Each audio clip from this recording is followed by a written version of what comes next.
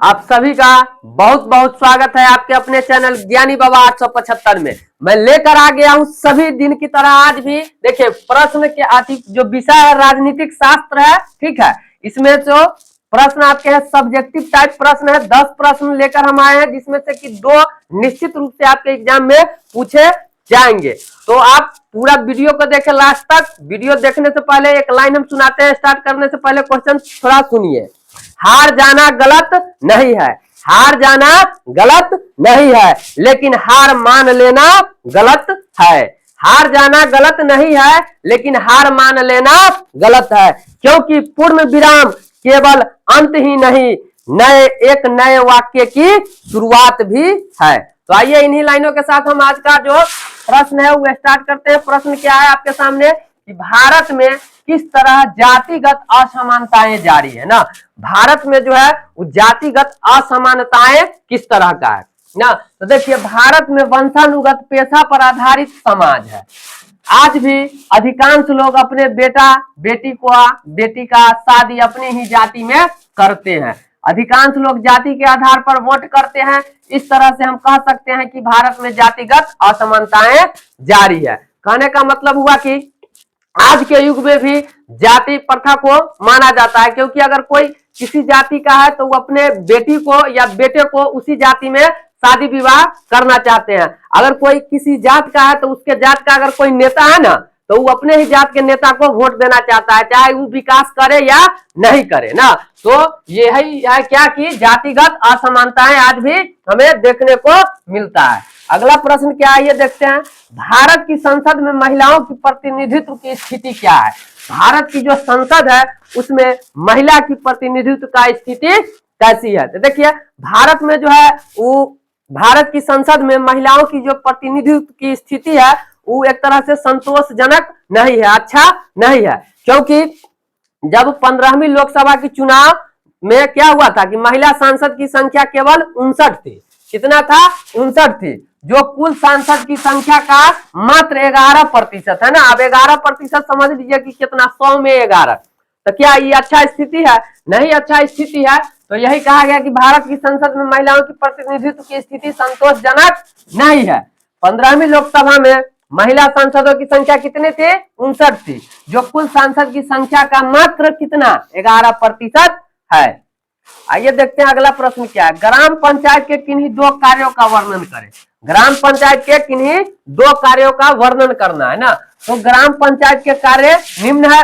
तो पहला कार्य क्या है कि प्राकृतिक क्षेत्र के विकास के लिए वार्षिक योजना तैयार करना ना। प्राकृतिक क्षेत्र के किसके लिए? विकास के लिए वार्षिक मतलब पूरे वर्ष का योजना तैयार करना। दूसरा बात पॉइंट है कि प्राकृतिक विपदा में सहायता करने का कार्य। जैसे कि कोरोना महामारी आ गया था तो उसमें भी क्या है कि कोई भी ऐसा विपदा आ जाए तो उसमें ग्राम पंचायत का सबसे प्रमुख कार्य है कि वहां पर की जनता को रक्षा सुरक्षा प्रदान करे और विपदा से निपटने के लिए वैसी व्यवस्था करना। अगला प्रश्न क्या है? संघीय शासन की 2 विशेषताएं बताएं। जो प्रश्न है ना बहुत महत्वपूर्ण प्रश्न है, ठीक है। तो इसे आप छोड़कर नहीं जाइएगा, अच्छे से समझ लीजिए ताकि आपके एग्जाम हॉल में दिक्कत नहीं हो। तो संघीय शासन की 2 विशेषता बताना है ना। तो संघीय शासन में आपसी विश्वास, सहयोग, सम्मान बना रहे। दूसरा पॉइंट है राजनीतिक दलों की उपस्थिति, सम्मान और संयम रहे, ठीक है। बढ़ते हैं अगले प्रश्न की ओर। महापौर पर संक्षिप्त टिप्पणी लिखे। महापौर ना, देखिए महापौर किसी नगर के प्रशासन को कहते हैं, किसी नगर के जो प्रशासन अधिकारी होते हैं उनको कहते हैं महापौर। महापौर का चुनाव उस नगर में रहने वाले लोगों के द्वारा किया जाता है, ठीक है। महापौर का जो चुनाव होता है, जिस नगर के अगर महापौर है तो वहां के जनता के द्वारा ही क्या होता है, महापौर चुना जाता है। और अन्य कई बार एक केंद्रीय सरकारी समिति यह निर्णय लेती है कि किसी नगर का महापौर कौन होगा। बहुत से संघीय देशों जैसे जर्मनी और संयुक्त राज्य अमेरिका में महापौर नगर राज्य की सरकार का प्रमुख भी होता है। महापौर का जो कार्यकाल है वो 5 वर्ष का होता है। कितने वर्ष का? 5 वर्ष का। किसका? तो महापौर का जो कार्यकाल है वो कितने वर्ष का होता है? 5 वर्ष का होता है। महापौर नगर निगम परिषद का सभापति भी होता है। महापौर जो होता है वो नगर निगम परिषद का क्या होता है? सभापति भी होता है, ठीक है। और महापौर नगर निगम का प्रथम नागरिक भी माना जाता है। और महापौर को क्या माना जाता है, तो नगर निगम का प्रथम नागरिक भी माना जाता है। अगला प्रश्न क्या है, देखते हैं। समवर्ती सूची क्या है, समवर्ती सूची ना, तो समवर्ती सूची में संघ और राज्य दोनों के समान हित के विषय में शामिल होते हैं। इस सूची में शामिल विषयों पर संसद और विधानमंडल दोनों ही कानून बना सकते हैं ना। समवर्ती सूची पर क्या संसद और विधानमंडल दोनों क्या बना सकते हैं, तो दोनों कानून बना सकते हैं। संविधान के लागू होने के समय समवर्ती सूची में 45 विषय थे।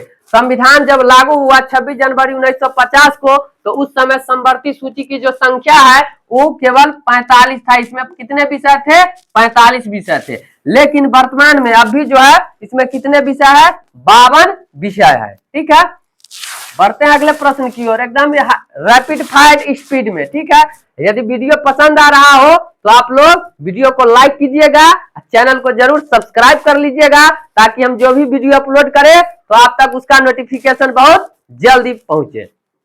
ठीक है, आइए देखिए आप क्या प्रश्न, संघ राज्य का अर्थ क्या है। संघ राज्य का अर्थ क्या है, संघ राज्य का अर्थ कई स्वतंत्र और संप्रभुत्व राज्य आपस में मिलकर सामान्य संप्रभुता को स्वीकार कर एक संघीय राज्य का गठन करना ही संघ राज्य कहलाता है। जैसे संयुक्त राज्य अमेरिका, स्विट्जरलैंड आदि राज्य संघ के अंग होते हैं ना। राज्य जो है वो किसके अंग होते हैं, संघ के अंग होते हैं, जिनके शासन के संचालन के लिए राज्यों की सरकारें होती है। और उनका संचालन करने के लिए कौन सी सरकारें होती है, तो राज्य की सरकारें होती है।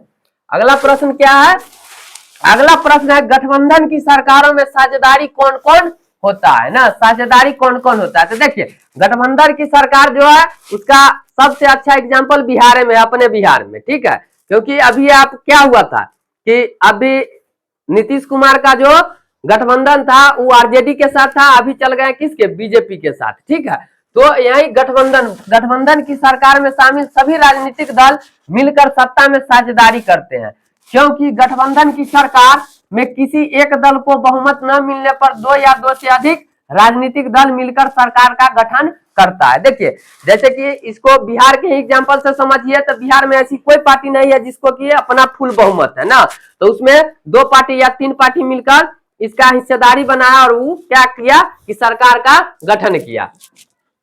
इस प्रकार कहा जा सकता है कि गठबंधन की सरकार में 2 या 2 से अधिक राजनीतिक दल सत्ता में साझेदारी करते हैं ना।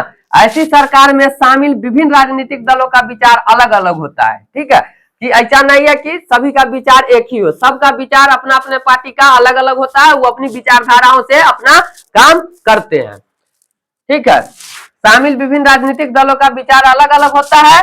सभी दल अपने क्षेत्रों के हितों के लिए सरकार पर दबाव बनाती है। उसके बाद है, आइए देखते हैं अगला प्रश्न क्या है। जिला परिषद के किन्हीं 4 कार्यों को लिखे ना, जिला परिषद के किन्हीं 4 कार्यों को।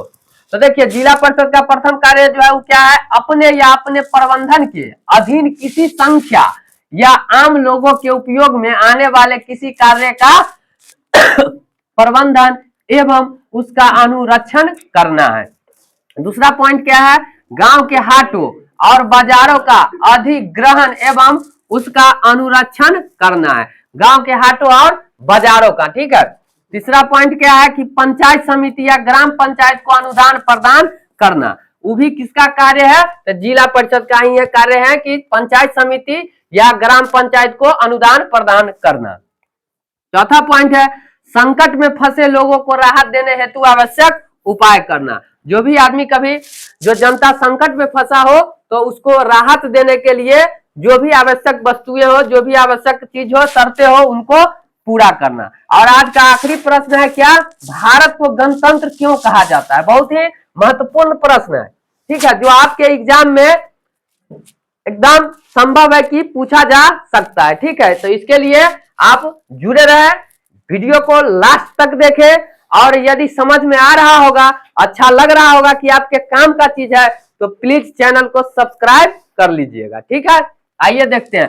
भारत को गणतंत्र इसलिए कहा जाता है क्योंकि यहाँ जनता के लिए एवं जनता द्वारा ही शासन चलाया जाता है, इसलिए भारत को गणतंत्र कहा जाता है। देखिए जैसे कि कहा गया कि जनता, यह जनता का जनता के लिए एवं जनता के द्वारा ही, जैसे कि अगर हम लोग आम पब्लिक है जो वोट करते हैं यहाँ की जनता को ही, जो एक प्रतिनिधि के रूप में आता है और जीतने के बाद वही प्रतिनिधि हम पर शासन करता है, तो इसीलिए भारत को क्या कहा जाता है, गणतंत्र कहा जाता है। ठीक है, तो आशा करते हैं कि आपको यह वीडियो पसंद आया हो। यदि पसंद आया हो तो जरूर लाइक कीजिएगा और चैनल को सब्सक्राइब कीजिएगा और शेयर कर दीजिएगा, ताकि हमारा भी हौसला बना रहे और इसी प्रकार के महत्वपूर्ण प्रश्न लेकर आपके सामने हम प्रत्येक दिन आते रहें।